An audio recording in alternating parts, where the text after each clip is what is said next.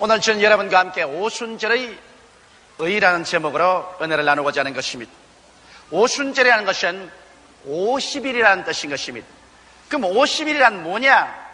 이는 이스라엘 백성들이 애굽에서 6월절날 나와서, 그래서 그때로부터 계산해서 50일을 계산하여 시내산에서 하나님의 율법을 받은 것과 처음으로 보리농사를 거두어서 땅에서 난 식량을 먹은 것을 기념하기 위해서 축제를 드린 것이 바로 오순절일 것입니다. 이러므로 오순절이란 바로 6월절부터 계산해서 50일 만에 가지는 추수감사제, 또 모세가 시내산에서 율법을 받은 것을 기념하는 제사인 것입니다. 이는 아주 깊은 의미가 있는 것입니다. 구약의 모든 상징은 신약 성경에 일어날 일을 그림으로 보여준 것입니다. 6월절날 죄악의 애굽 가운데 살고 있는 하나님 백성을 구출하기 위해서 예수님께서 6월절 어린 양의 제물이 되어 십자가에 못 박혀 죽으신 것입니다. 그래서 6월절날 예수님이 십자가에 못 박혀 돌아가신 그날로부터 계산해서 50일 만에 오순절이 다가오는 것입니다. 오순절 날이 이름에 예수님 제자들 120명이 마가 요한의 다락방에 모여서 벌써 열흘 동안 열심으로 기도를 하고 있었는데, 그날 갑자기 하늘에서 강한 바람 같은 소리가 나며 불의 쇠같이 갈라지는 것이 각 사람 머리 위에 임하여 있더니, 그게 아닌 모든 사람들이 성령의 충만함을 받고 성령이 말하게 하심을 쫓아 다른 방언으로 말하기 시작하셨습니다. 그로부터 시작해서 그리스도의 복음은 폭발이 일어나기 시작한 것입니다. 그리스도의 복음의 역사는 바로 오순절 다락방에서 활화사처럼 폭발해서 전 세계를 진동시키게 된 것입니다. 이러므로 바로 이 오순절 날에는 우리 주님께서 십자가에 못 박여 죽은 그 열매로서 50일 만에 새 은혜의 언약으로 교회를 세운 날이요, 그날에 하루에 첫 열매로서 3,000명이 구원을 받은 기념날인 것입니다. 구약시대 오순절 날이 바로 율법을 받은 기념일이요, 또 처음 열매를 거둔 기념일인 것처럼 신약시대 오순절은 그리스도의 은혜의 복음이 전파되어 교회가 시작된 처음 날이며, 또한 처음 열매인 3,000명의 영혼이 구원받은 아름답고 귀한 기념의 날인 것입니다. 크리스마스가 예수 그리스도의 탄생을 기념하는 날이라면 오순절은 성령이 마셔서 교회가 탄생한 것입니다. 그러므로 여러분과 내가 말하는 이 교회라는 것은 오순절날 성령의 역사로서 출발했고, 이제 성령의 무릎 위에서 자라다가 성령의 품 안에서 천국으로 들려오러 갈 것입니다. 이러므로 오순절 성령의 역사가 왜 그렇게 중요한가, 그 몇 가지 이유를 제가 여러분에게 말씀해 드리겠습니다. 첫째로, 여러분, 오순절의 성령이 강림하신 것은 예수님의 사역에 관한 하나님의 인준이요 인치심인 것입니다.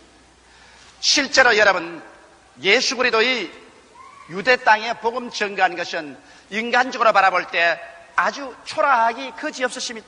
유대라는 조그마한 한정된 땅 속에서 예수님은 33년이라는 짧은 생애를 살았는데, 그것도 공생애라는 것은 3년 반밖에 없으십니다. 그 3년 반 동안에 제자라고 하는 사람들조차도 주께서 유능한 무슨 학자나 권세가나 세도가나 돈 많은 사람을 부른 것도 아니라 이 세상에 멸시와 천대를 당하고 대개 불악무식한 어부들이나 세리들이나 더구나 유대 땅에서도 별로 인정을 받지 못하는 갈릴리의 어촌에 있는 그러한 청년들을 12명 불러 모아가지고서 주님이 제자로 삼으셨습니다. 그래서 이름도 없고 지위도 없고 명예도 없고 교육도 없고 권력도 없고 금력도 없고 세상에 초라하기 짝이 없는 12명의 불악무식한 제자들을 주님께서 거느리시고, 그것도 유대 땅 좁은 지역에 불과 3년 반 동안에 주님께서 복음을 전가하시다가 그 결과도 영화롭지 못하게 예수님이 잡혀서 유대민족에게 고발을 당하고 결국 로마의 심판을 받아서 십자가에 가장 극악한 강도와 함께 극형을 당해서 돌아가시고 말한 것입니다. 그리고 장사일에 버리고 난 다음에 하루 이틀 동안은 열흘이 지나고 20일이 지나고 30일, 40일, 50일이 지난 동안에 예수 그리스도의 사건은 벌써 사람들의 기억 속에 가물가물 거의 다 사라져버리고, 소위 예수님을 따라다니던 제자들은 모두 다 혼비백산에서 뿔뿔이 흩어졌다가 비로소 마가 요한의 다락방에 모여서 숨어서 한 열흘 동안 기도회를 한 것에 불과한 것입니다. 이러므로 만일 실제로 예수 그리스도의 사역을 하나님께서 하늘에서 성령을 보내셔서 도장을 쳐주지 않으셨더라면 그리스도의 사역이란 역사상에 지극히 적은한 사건으로 일어났다가 사라져버릴 수밖에 없는 그러한 일에 불과합니다. 여러분, 어떻게 해야 나사렛에서 태어나신 어른이 갈릴리의 불황무시간 이 세상에 천대와 멸시받는 12사람들이고 3년 반 지나다가 처참하게 십자가에 못 박여 죽어버리고 50일 날 만에 소식이 다 끊어지고 그 이름조차 기억 속에 사라져버릴 그러한 처지에 있는 이와 같은 역사가 오늘날 20세기에 와서는 세계 10억의 인구들의 가슴 속에 소망의 불길을 넣어주고, 그리고 온 세계 만방에 하나님의 영광을 나타내게 된 일이 있을까요? 이것은 여러분 하나님의 성령의 역사 아니고는 있을 수가 없습니다. 오순절 날에 성령께서 강림하시고 대의신문도가 성령으로 충만하고 성령이 말하게 하심을 따라 다른 방언으로 말하기 시작하자마자 갑자기 그들의 가슴 속에 그리스도는 죽었다가 부활하고 우리의 영원한 구주가 되었다는 이 기쁜 소식이 폭발했을 뿐 아니라 이 성령의 역사는 온 예루살렘과 유다와 사마리아와 땅까지 복음이 증거되는 곳마다 성령이 함께 역사함으로 이 위대한 역사가 폭발하기 시작하는 것입니다.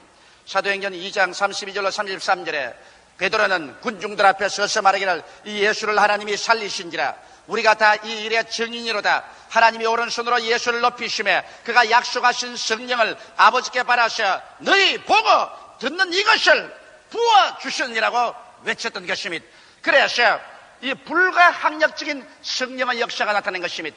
아무리 로마의 관원들이 막아도 성령의 역사를 막을 수가 없습니다. 유대인들이 아무리 제자들을 잡아서 두들기고 감옥에 집어넣어도 성령을 두들기거나 감옥에 집어넣을 수가 없었어요. 성령의 폭발을 막을 수가 없었습니다.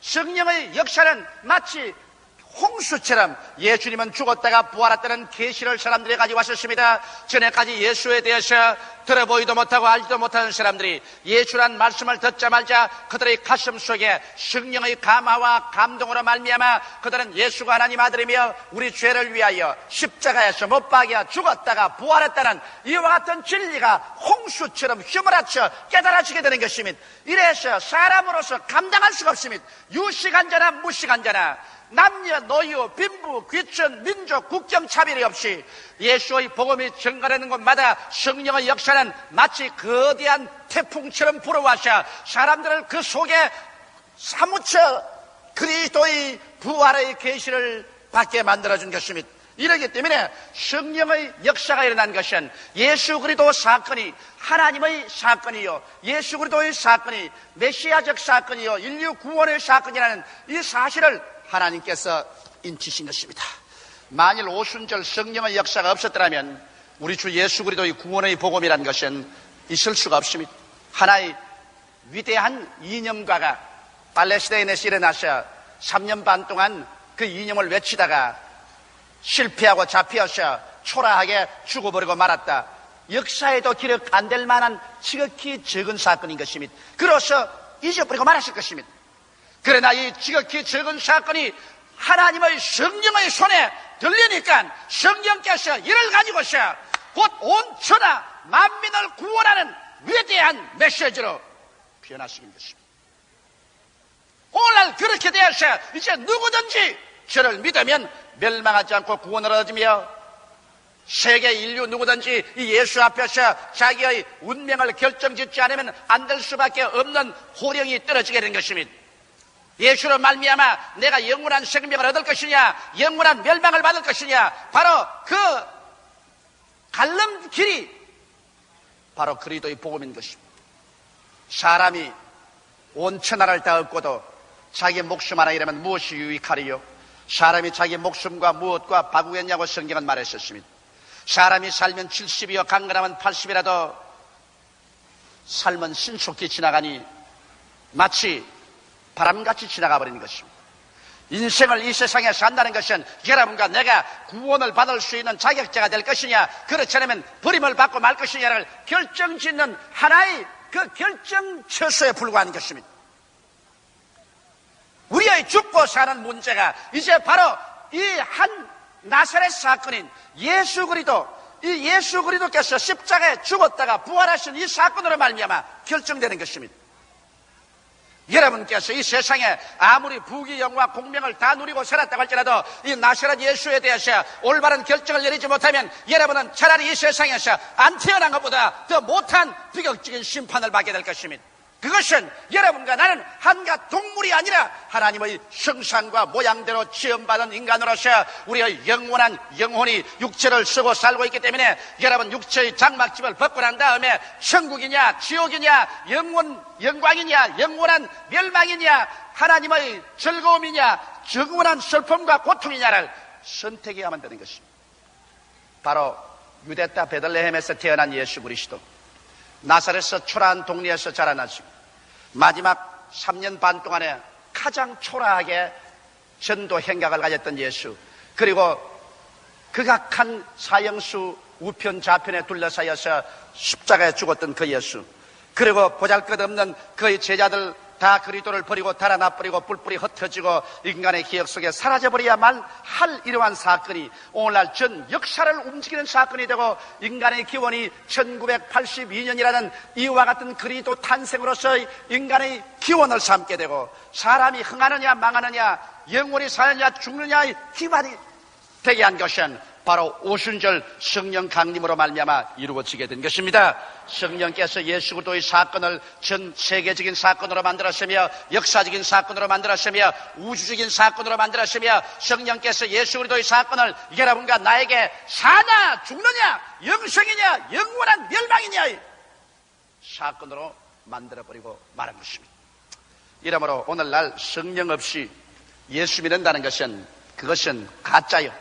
성령 없이 교회를 세운다는 것은 있을 수가 없으며 성령 없이 복음이 전파될 수 있다는 것은 이것은 상상할 수 없는 일인 것입니다. 이러므로 바로 성령 강림은 예수 그리스도의 사건을 영원의 사건으로, 역사적인 사건으로, 구원의 사건으로, 그리고 천국과 지옥을 판별한 사건으로 변화시킨 위대한 하나님의 인치심이 된 것입니다. 둘째로 이제 예수 그리스도 죽으심과 부활하심, 그 이후 오순절 사건 이후로 제자들이 나가서 복음을 전가할 때마다 물은 것이 너희가 믿을 때 성령을 받았느냐 이 말씀인 것입니다.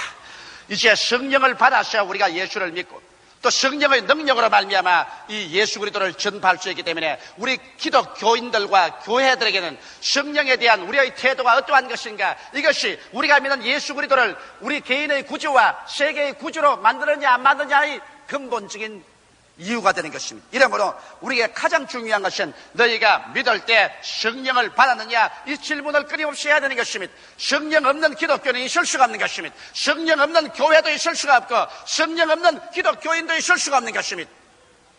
성령은 오늘날 오순절 이후에 강림하셔서 바람이 대기가 지구를 감싸고 있는 것처럼 인류를 감싸고 있으면서 인류 가운데 역사에서 우리의 눈을 떠서 예수 그리스도를 구주로 믿도록 도와주고 있는 것입니다. 이러므로 성령을 통해서 여러분과 나는 중생의 체험을 해야 되는 것입니다. 우리 부모에게 태어나는 것은 육으로 태어나는 것이요, 이제 성령으로 말미암아 예수를 믿어 태어나는 것은 영으로 태어나는 것입니다. 육으로 태어난 것은 육이요 성령으로 태어나야 영이 되는 것입니다. 이러므로 성령은 우리에게 오셔서 회개시키는 역사를 하는 것입니다. 여러분과 내가 인간 중심으로 이기주의로 육체를 따라 산 이 삶을 회개시키는 것입니다. 이 길로 걸어가면 종국적으로 멸망하고 만다, 이 길에서 돌아서라고 말씀하시고 돌아서는 유일한 길이요 진리요 생명이신 하나님의 아들 나사렛 예수를 믿음으로 이루어질 수 있다는 것을 성령이 보여주시는 것입니다. 이러므로 기독교란 하나의 지식도 아닙니다. 철학도 아닙니다. 의식도 아닙니다. 성령으로 말미암아 죽었다가 부활하신 나사렛 예수 그리스도를 여러분의 개인의 구주로서 만나고 예수 그리스도 그 발 앞에 엎드려 내 생애를 내어놓고 그리스도의 십자가 보혈로 내 과거의 현재 미래의 죄를 용서받고 그래서 예수 그리스도가 나의 생명으로 받아들이게 되는 이러한 체험, 이것이 성령으로 말미암아 이루어지는 것입니다. 그래서 여러분이 예수를 구주로 마음속에 모셔드리게 되면 그때부터 성령은 여러분 영혼 속에 거하시게 되는 것입니다. 오늘 예수를 구주로 믿으시면 아멘 하십시다. 예수로 주로 시인하면 아멘 하십시다. 그러면 여러분 속에 하나님의 성령께서 들어와 계십니다.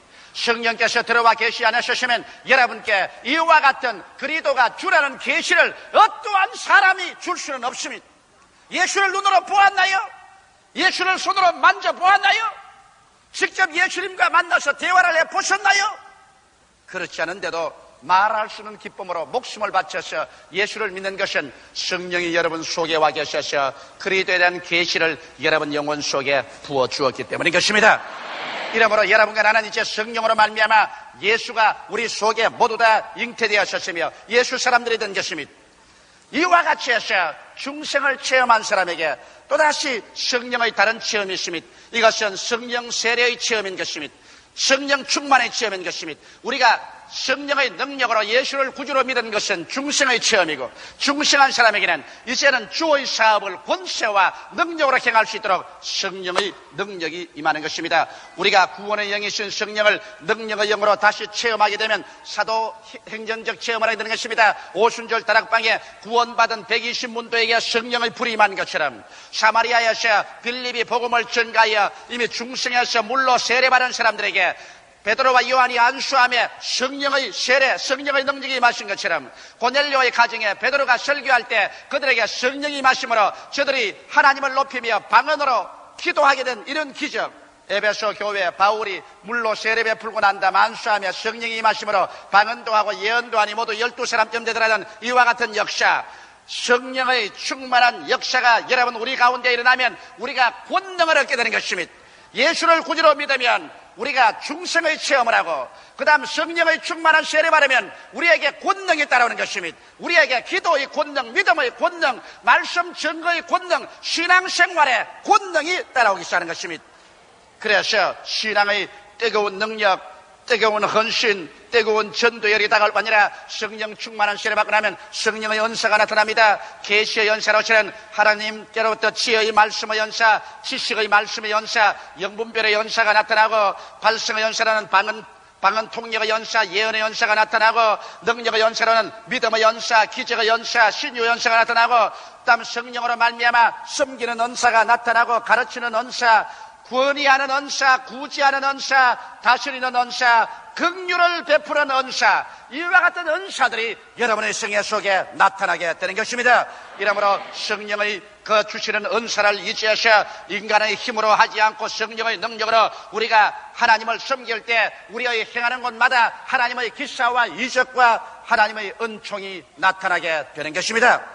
셋째로 이 성령의 역사로 말미암아 우리의 생활 속에 성령의 열매 맺는 삶이 이루어지는 것입니다.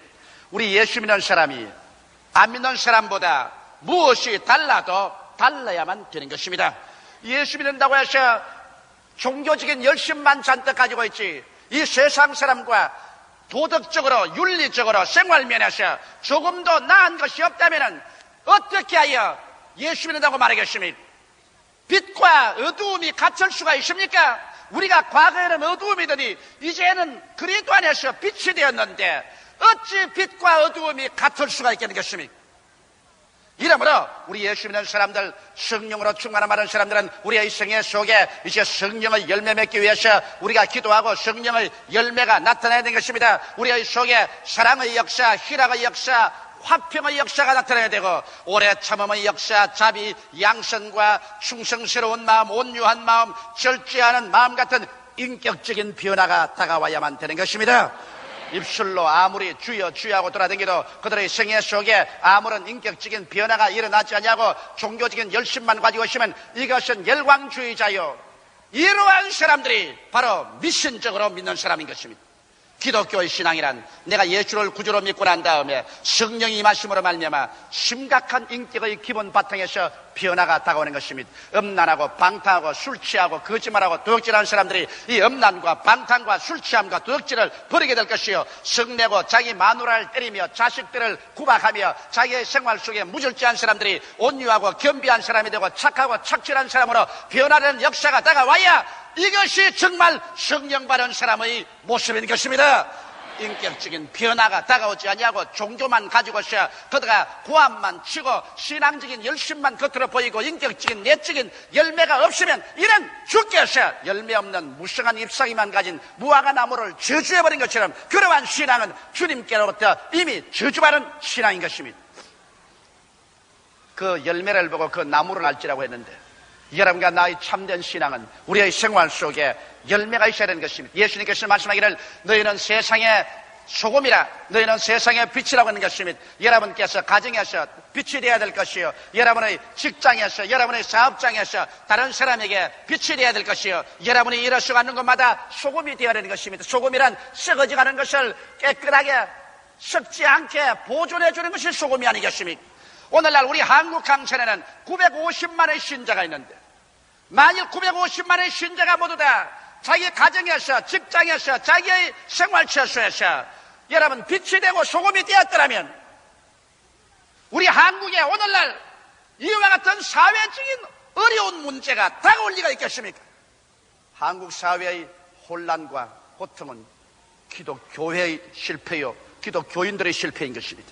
만일 우리 기독교인 950만이 여러분 빛과 소금이 되었더라면 우리 한국 강산에 어두움이 어디 다가올겠으며 어디에 부패와 썩어짐이 다가올 수가 있겠습니까? 처처에서 우리가 빛의 소금이 되었더란 말입니다.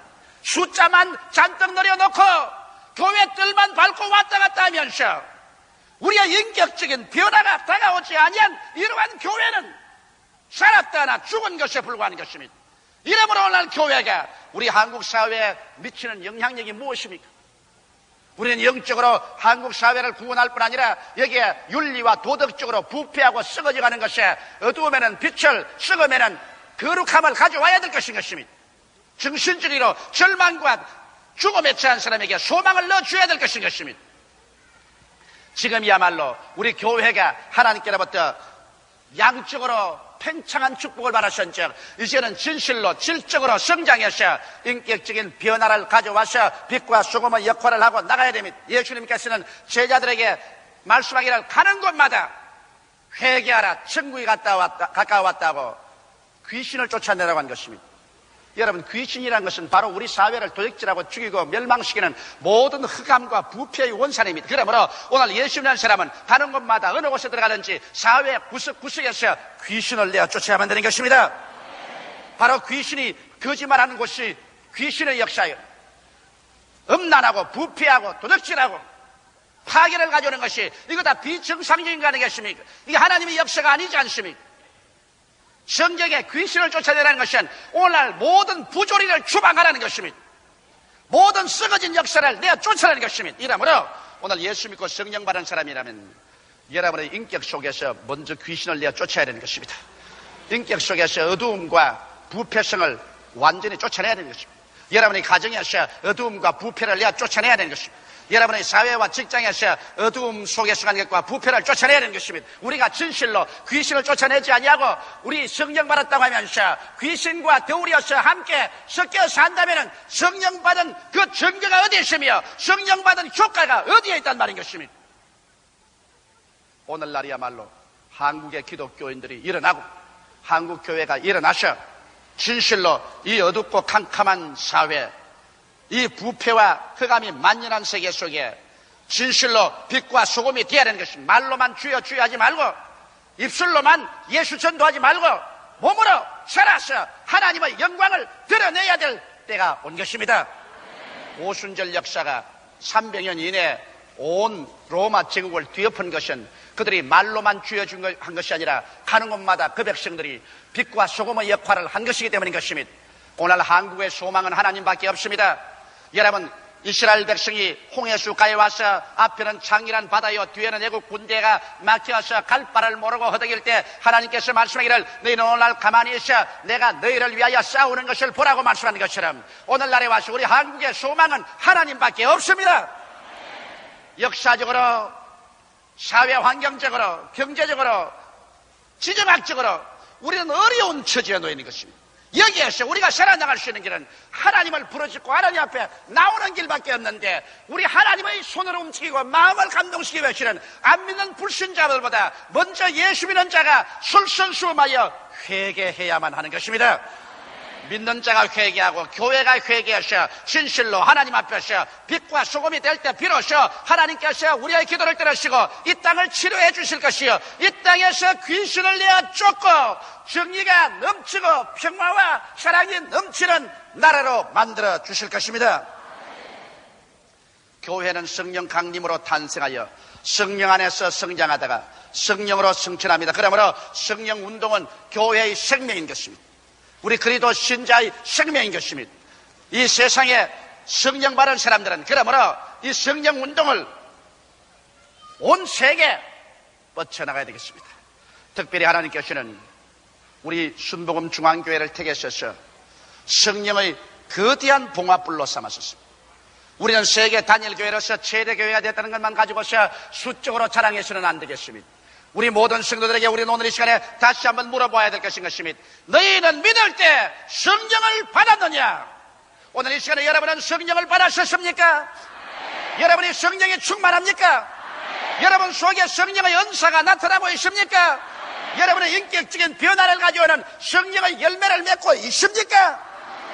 진실로 여러분 한 사람 한 사람이 성령으로 말미암아 빛이 되고 소금이 되는 그러한 삶을 살고 있습니까? 진실로 여러분의 생활 속에 귀신들을 내어 쫓아버리고 그래서 부조리와 무질서와 부패와 파괴를 제하고 빛과 소금의 역할을 하고 있습니까? 우리 순복음 중앙교회가 이 일을 하고 일어날 때 우리 한국 강산과 세계 이 교회가 있어야 될 이유가 확립되는 것입니다. 우리 다 같이 예수께 기도드리겠습니다. 살아계신 우리 하나님 아버지, 오늘은 2000년 전 오순절 다락방에 성령께서 강림하신 날을 기념하는 오순절 강림절입니다.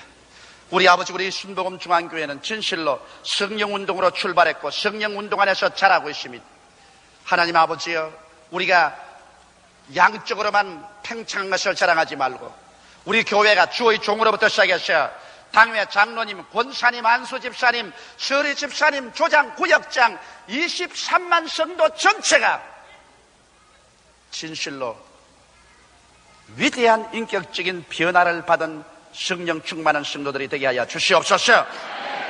외형적인 열심만 가지지 말고 사랑과 희락과 화평, 오래 참음, 자비, 양성, 충신, 온유, 절제 같은 인격적인 변화가 가져오고 사회 환경적인 변화를 가져오는 빛과 소금이 되게 하여 주시옵소서.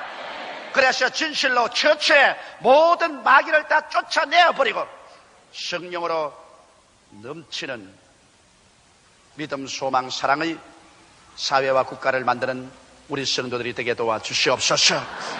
우리 순복음 중앙교회를 말미암아 먼저 950만 성도가 다 입술로만 주여 주여 하지 말고 행동으로 변화되고 진실로 십자가를 걸머쥐고 조국과 민족을 위해서 기도하고 사회를 개혁하고 변혁시키는 이와 같은 빛과 소금이 되게 하여